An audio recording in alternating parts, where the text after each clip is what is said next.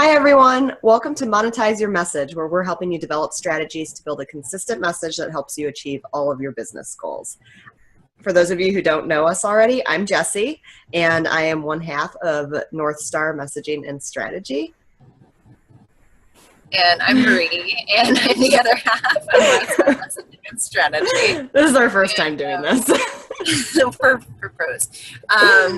So what we wanted to do was create some videos for you guys about strategy and messaging, which are two bread and butter of our business. And today what we wanted to do was talk about the why a little bit, why you actually need a strategy to monetize your message.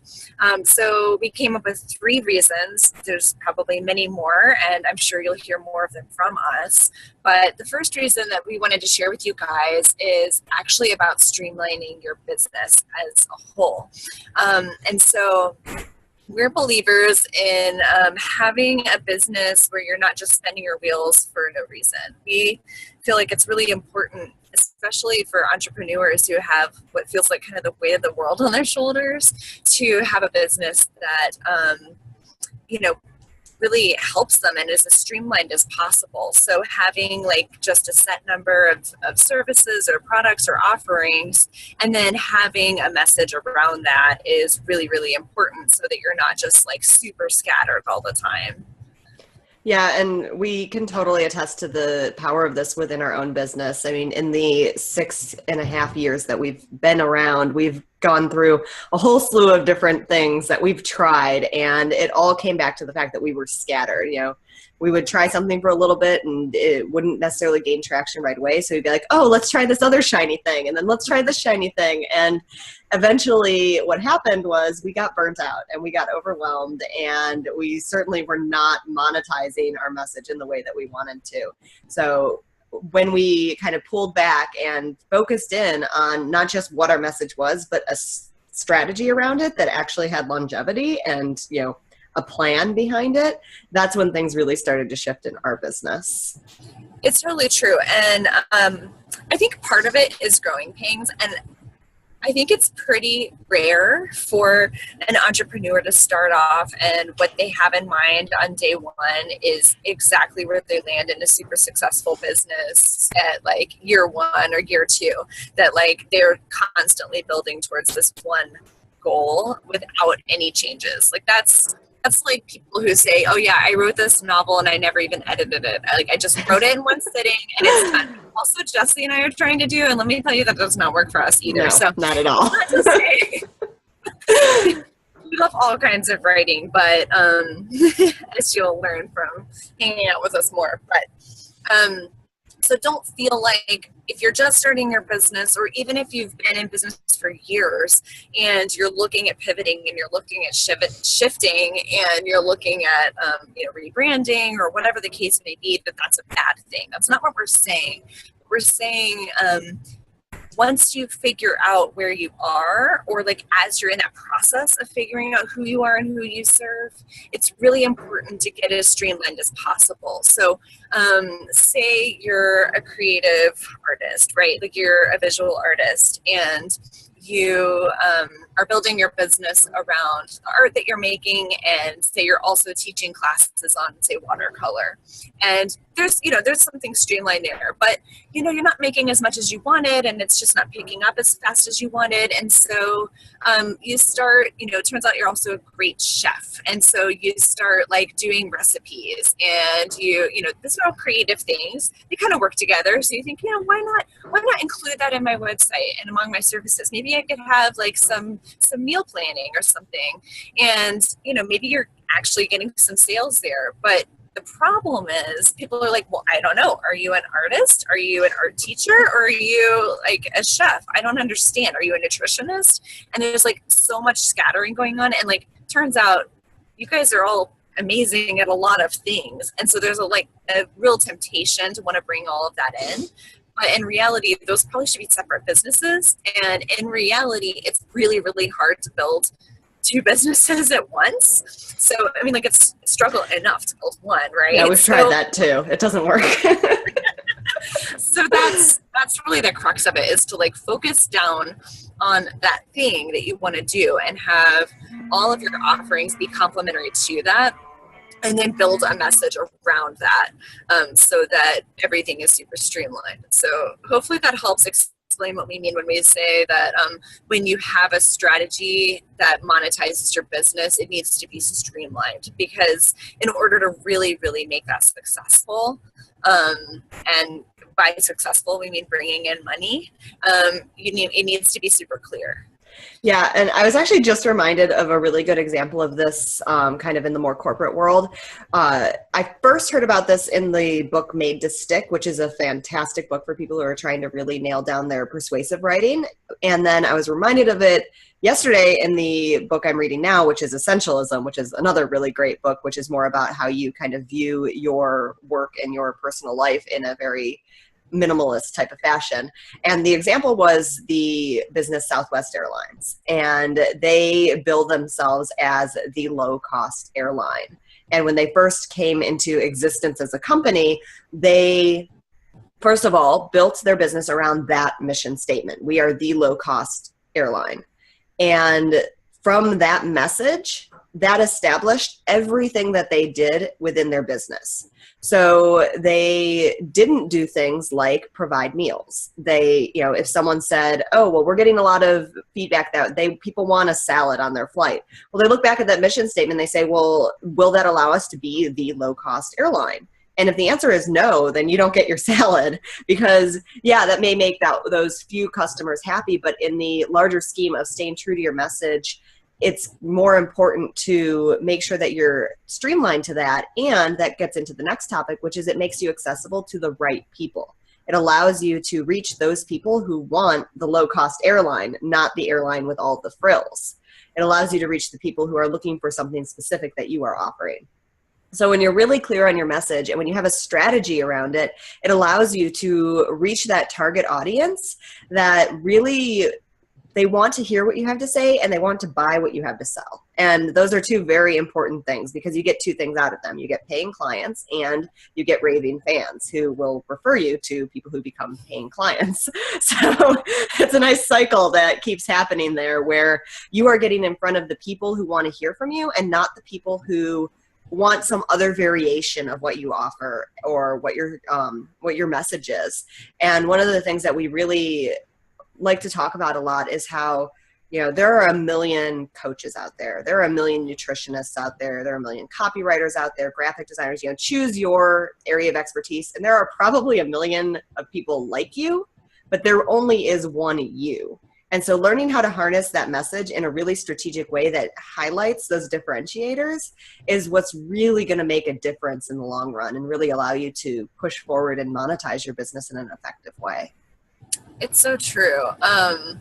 So I think there's a lot of angst too around unsubscribe rates and, people leaving your Facebook group or wherever it is that your audience is. And we want to give us some encouragement around that too, which is that when somebody self-opts out of whatever it is that you are putting out there to your audience, that's actually a good thing, because it means that they're not a good fit for you. And maybe it's just that they're not in a good place at that moment.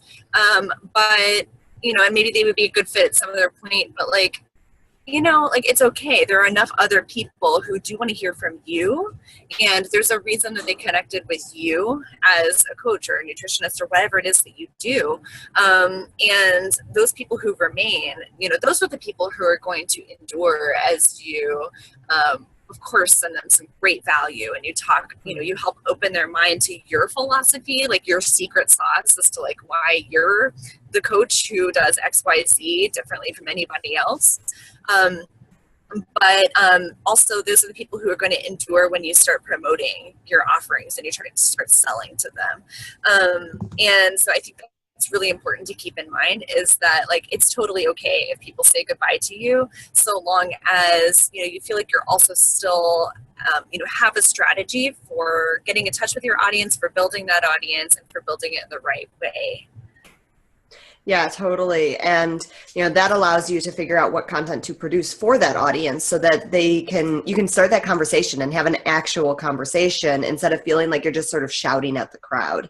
And, that feeling where you keep talking and it seems like no one is listening can be really discouraging. So to prevent that, it's a matter of getting in front of those right people, which kind of leads us to, okay, what do you tell them?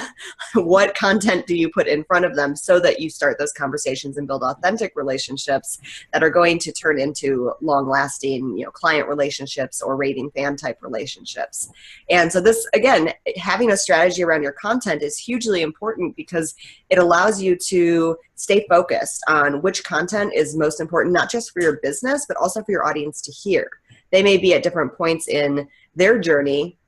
And when you meet them where they are, when you create this bridge between, okay, here's my message over here, here's where my audience is over here, and you create a bridge between the two, that's the sweet spot where you're going to really start this communication with them that allows them to feel as if you are caring for them and for their needs at that moment, and allow them to feel good about working with you and taking that journey with you. Yeah. So, and there's also sort of a back and forth here between, what it is that you want to offer and what it is your audience needs. And Jesse's totally right that, we all did those Venn diagrams in school, right? But like, if you can imagine that, like, this is what I want to offer and this is what my clients need. And then there's this part in the middle that overlaps. That is the area where you're going to be having the most success as you reach out to that audience and as you continue building that audience. So if you can create something in that place, like an opt-in or a podcast or just some super, super accessible thing that is free or super low cost and, available for people that addresses that, and it helps people, even if they're not quite able to get to where you want them to be straight away, it helps them start to understand your philosophy, and it helps them understand what it is that you can provide for them. You can welcome them into the fold, and you can meet them, just like Jesse said, meet them exactly where they are. And then from that, you have an opportunity to educate them, right? So if you're a coach and you're all focused on business mindset, and you have all these great entrepreneurs who are just like killing it and they're awesome, but like they just don't believe they are. Like, hello, that's us, actually. Like, we've been there. We've needed that help before, but we were able to connect with somebody who could help just sort of like warm us into this new way of thinking. And like over time, we ended up building a relationship with this person. And then over time, we actually ended up hiring this person. And now we're like super huge believers in mindset. Of course, we all still have work to do in that area, but at least we're aware of it now. And like, we're totally in with her way of thinking about things, and it's all because she had a strategy around her message, met her audience where they were, she figured out who she wanted to work with, she had created something to help people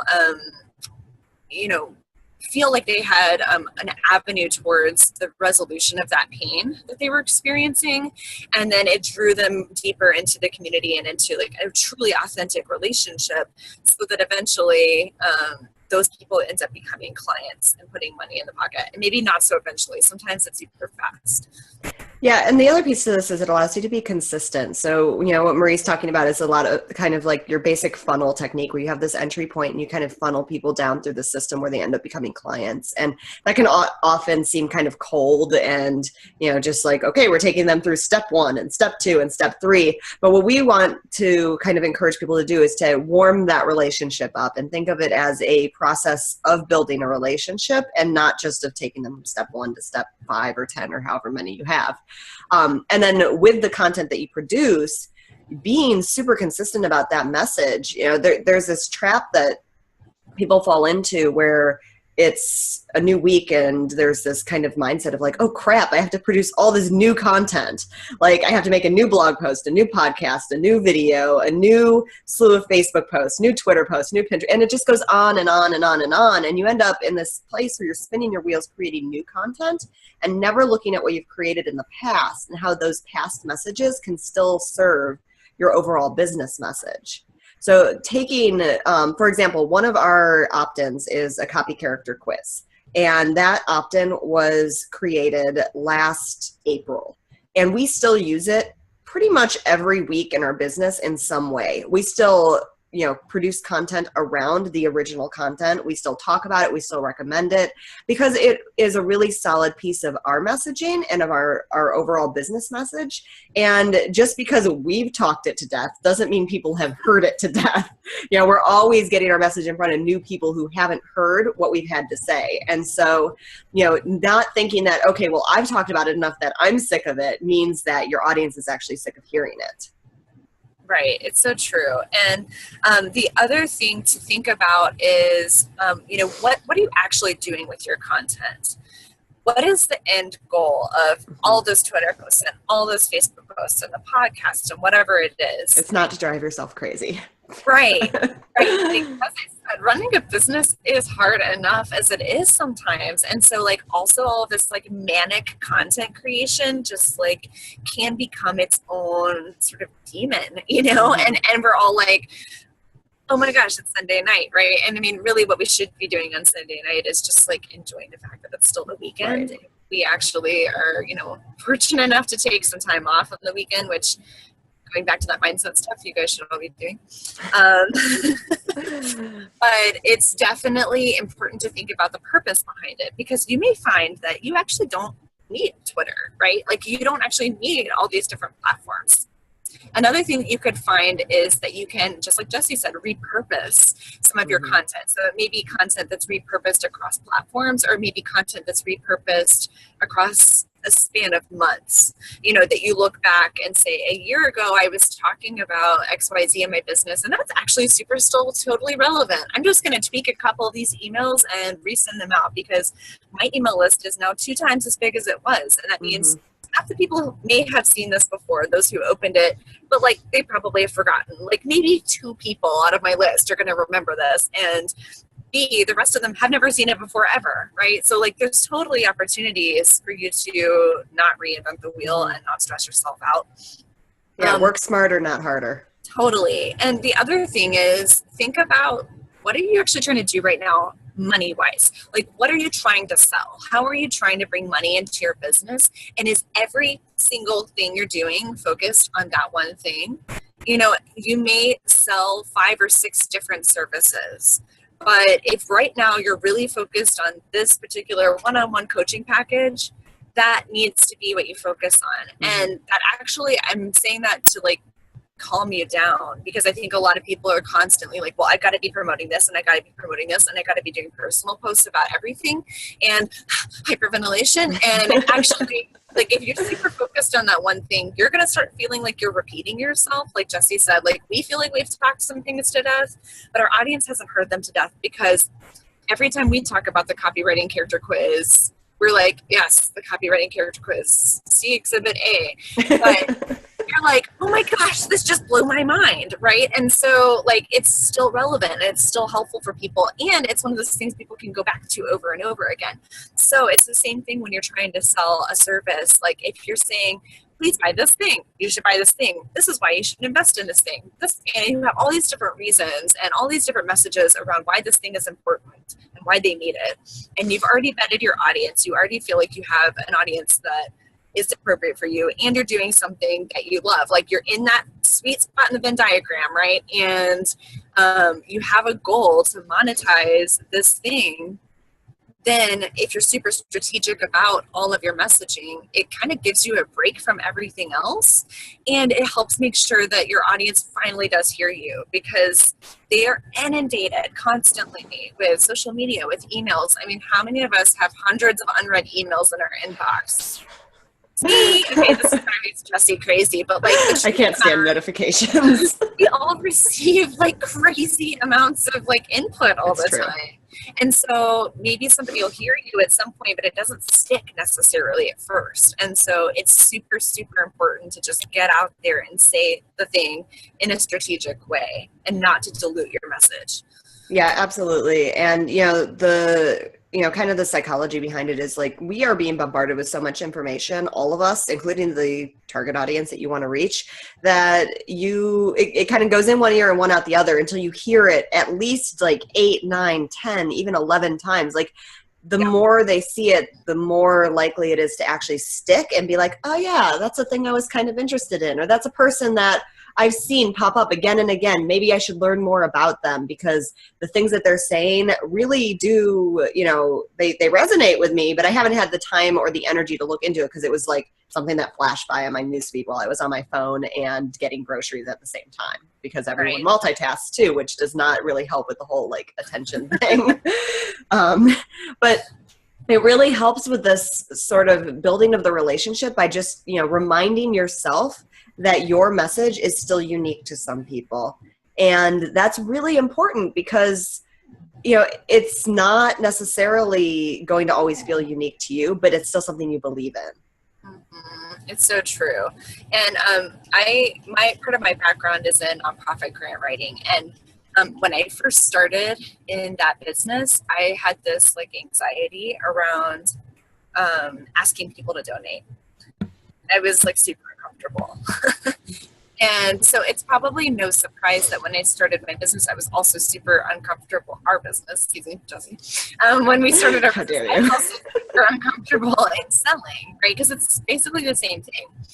But I realized that the lesson that I learned in the nonprofit world totally applies here, which is if you're asking somebody for a donation as a nonprofit, you're not hitting down the door asking them to come. Like, you're sending a letter or you're sending a proposal, right? And you're giving them an opportunity to say yes to something that they already believe in. And it's not going to offend anybody that you're asking for money. Nonprofits ask for money. It's totally expected. It's like not weird or surprising at all when a nonprofit asks for a donation. In fact, most nonprofits, when you go to their website, one of the very first things you see is a ginormous donate here button. It's expected. That's how they operate. Businesses operate on sales. Totally normal. You're going to ask people for sales. Like, it's okay. And what you're doing is that you're not annoying people. You're not alienating people, especially if you do have that audience and you're slowly getting rid of the people that it does alienate because they're not a good fit anyway, and you're bringing in more people that it does who are a good fit for you. What you're doing when you're selling is you're giving someone an opportunity to say yes to the thing that you're offering, which is the thing that they need. Mm-hmm. So don't feel anxious about it. Like, I know that's hard as, to just say, I'm going to turn off my anxiety, but think about it in that way and try to reframe it as part of your mindset around this, that, when your strategy around selling is super confident and, super in line with your business goals and your message, and it's totally in line with your target audience and their needs, it's really going to resonate and it's really going to work. Mm-hmm. So, that's, I think, a mindset shift that a lot of people have to kind of go through. Yeah. So to kind of quickly recap everything that we've talked about, because we've talked about a lot of different things, but it all comes back to kind of three key topics, which is that in order to monetize your message and in order to do it over the long term, you need to have a strategy. And when you have that strategy in place and you're constantly fine tuning it and honing it and allowing yourself to shift and pivot over time, because no one is static. No one stays the same from year 1 to year 10. But when you have that strategy and you're constantly referring to that strategy, it allows you to do three things, which is to streamline your business overall. And that includes what you offer, who you talk to, and how you talk to them. It makes you more accessible to the right people. And so, yeah, you may get some people opting out, but those are the people you don't want to necessarily be putting yourself in front of. And the people who opt in and who stick around are going to be the people who you really want to build relationships with. And then the third thing is it prevents you from spinning your wheels and just producing content for the sake of producing content, and allows you to look back at past content and figure out how you can repurpose it and continue to use it in service of your overall message. Cool. Well, thank you guys so much for tuning in to Monetize Your Message. And we look forward to making some more videos. Feel free to comment if you have thoughts around this, or if you have anything that you want to hear from us about. We would love to hear from you guys. Yeah, we'd love to hear if you have a strategy around your message, what it is. And if you don't have a strategy around your message, tell us where you're struggling to put that into place, what your holdups are or hangups are right now. Okay, so we will see you next time. Bye. Bye.